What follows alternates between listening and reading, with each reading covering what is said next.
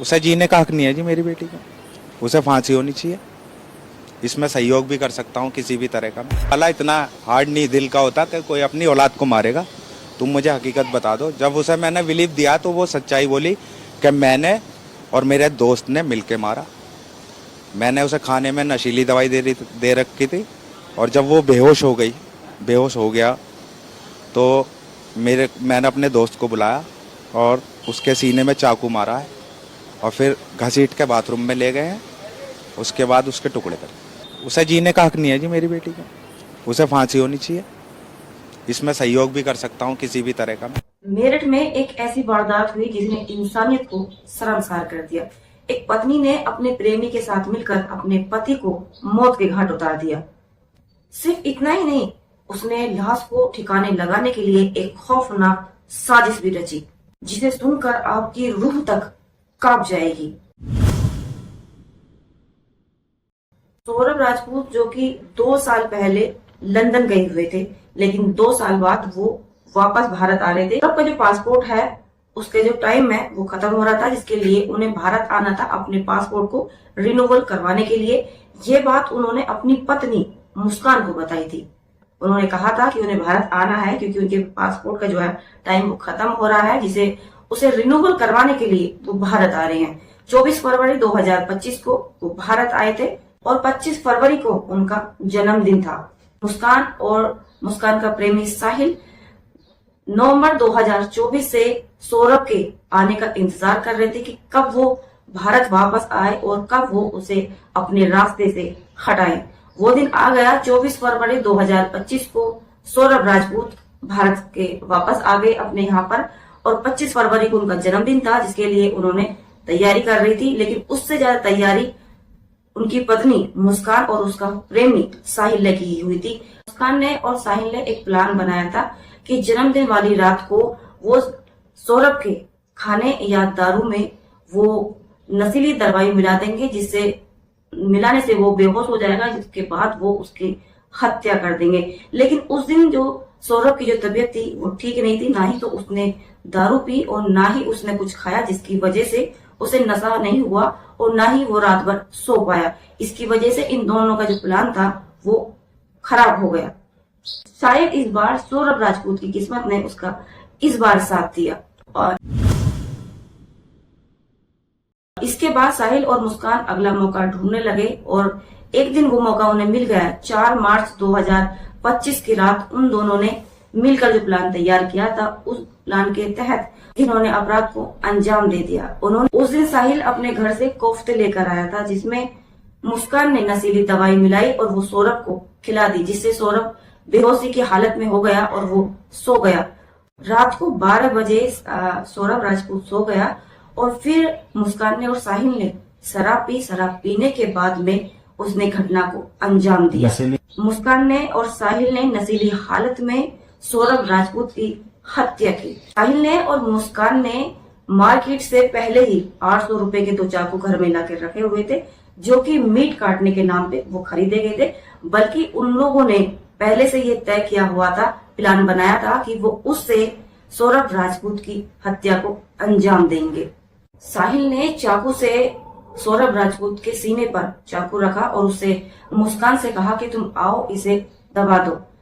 मुस्कान ने अपने पति की सीने पर जो चाकू रखा हुआ था, जो साहिल ने रखा था, उस पर वो दबा दिया। जो दबाने से दोनों हाथों से उसने दबाया, जिससे चाकू जो था वो सौरभ राजपूत के सीने के पार हो गया। उसके बाद लगातार साहिल ने कई वार किए, जिससे थोड़ी ही देर में सौरभ राजपूत की सांसें थमकी और उसकी वहीं पर मौत हो गई। हत्या करने के बाद में दोनों ने प्लान तैयार किया कि वो लाश को कैसे ठिकाने लगाएं। ही सौरभ की सांसें थमी। उन दोनों ने सबको लेकर बाथरूम गए और वहां जाने के बाद में उन दोनों ने मिलकर सौरभ राजपूत के दोनों हाथ काट दिए, गर्दन काट दी और उसके धड़ को उसकी बॉडी से अलग कर दिया। इसके बाद उन्होंने जो ऑनलाइन बैग मंगाए थे, उन बैगों में उनको पैक कर दिया। सुबह होती है। सुबह के टाइम साहिल अपने घर चला जाता है और मुस्कान अपनी बेटी को लेकर अपने घर यानी अपने माँ बाप के घर चली जाती है। इसके बाद मुस्कान ने जिम्मेदारी अपने प्रेमी साहिल को दी थी कि इन दोनों बैग को वो ठिकाने लगाएगा जिससे उनके अपराध छुप सके।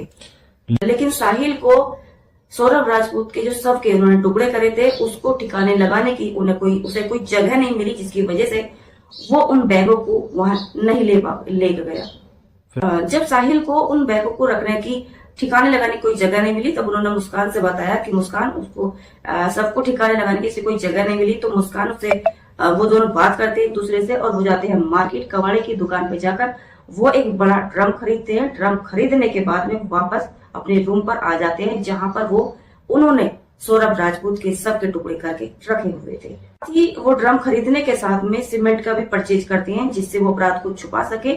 साहिल और मुस्कान सबके 15 टुकड़े करते हैं, जिससे वो उन टुकड़ों को उस ड्रम में डाल देते हैं। ड्रम में डालने के बाद ऊपर से सीमेंट का घोल कर देते हैं, जिससे उनके अपराध को किसी की सूचना ना पहुंचे। सबको ड्रम में ही छोड़कर जो उन्होंने घोल तैयार करके ड्रम में डाला था उसे वहीं पर रूम में रखकर वो दोनों मनाली घूमने के लिए, हनीमून मनाने के लिए चले जाते हैं। मनाली में घूमने के बाद ये लोग कसोल जाते हैं और कसोल जाने के बाद ये नशा करते हैं, क्योंकि मुस्कान और साहिल दोनों ही नशे के आदी होते हैं और वहां पे जाके नशा करते हैं। कसोल से घूमने के बाद ये दोनों अपने घर आ जाते हैं। साहिल अपने घर चला जाता है और मुस्कान अपने माँ बाप के पास चली जाती है। मुस्कान के घर जाने के बाद मुस्कान की जो 6 वर्ष की बेटी है वो अपनी माँ से सवाल करती है कि मम्मी पापा कहाँ हैं, जिस पर वो ऐसे ही कोई जवाब देती है जिसे कोई सटीक जवाब वो नहीं देती है अपनी बेटी को।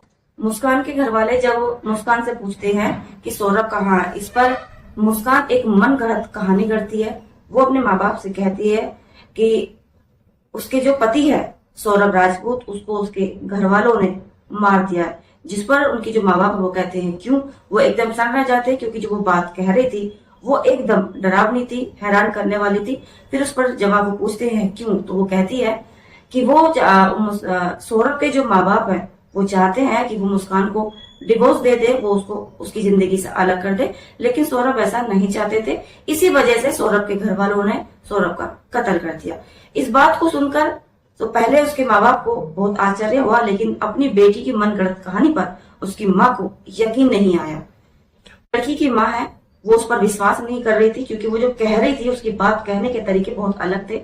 फिर उसके लड़की के जो पापा हैं, पिता है, उन्होंने कहा कि बेटा हम तेरे साथ है, चाहे तूने अच्छा किया हो या गलत किया हो, लेकिन हम हर हाल में तेरे साथ है, इसलिए तू सच बता बात क्या है।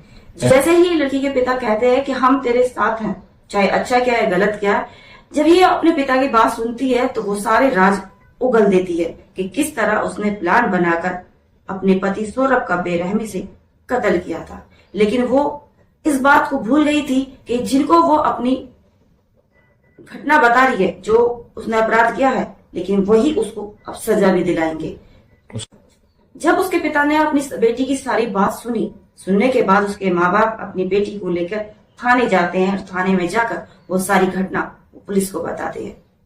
जैसे ही पुलिस मामले की जांच करती है, जांच करने के बाद में मुस्कान का, आरोपी मुस्कान और साहिल का सारा अपराध सामने आ जाता है।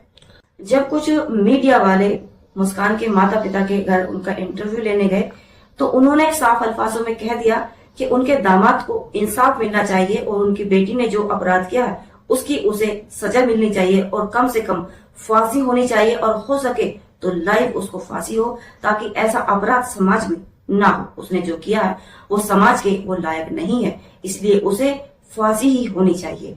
ये जो बात कही गई है ये मुस्कान के माँ बाप ने कही है अपनी बेटी के खिलाफ, क्योंकि वो चाहते हैं क्योंकि उनके दामाद को इंसाफ मिले, जिसके साथ में ऐसी बर्बरता के साथ में उसकी पत्नी मुस्कान ने हत्या की है।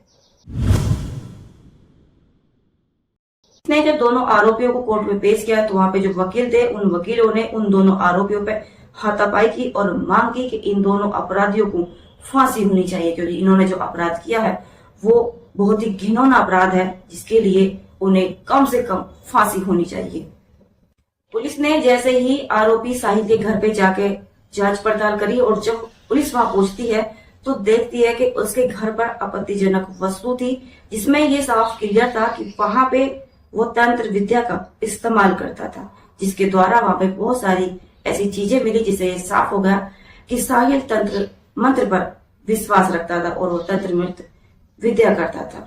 आप आरोपी साहिल के हुलिये को देखकर भी अंदाजा लगा सकते हैं कि वो एक तंत्र विद्या पर विश्वास रखता था और आरोपी साहिल नशे का आदी था। आखिर इस केस ने पूरे शहर को हिला कर रख दिया। क्या इस खौफनाक हत्या का इंसाफ मिलेगा? क्या आरोपी मुस्कान और साहिल को फांसी की सजा मिलेगी? आपका क्या कहना है कमेंट बॉक्स में जरूर बताएं। इस आगे की कहानी को सुनाने का उद्देश्य किसी को डराना, धमकाना, किसी के मान सम्मान को ठेस पहुंचाना, किसी की भावनाओं को आहत करना या ऐसे कार्य करने के प्रति किसी को उकसाना नहीं था, बल्कि सावधान करना था, सुरक्षित करना था, सेफ करना था। भविष्य में ऐसा कोई कार्य न करे जिसकी वजह से किसी का जीवन समाप्त हो, या भविष्य में ऐसा कोई कार्य न करे जिसकी वजह से किसी का जीवन अंधकार में बीते। भविष्य में ऐसा कोई कार्य न करे जिसकी वजह से आपका जीवन अंधकार में बीते या सामाजिक छवि खराब हो।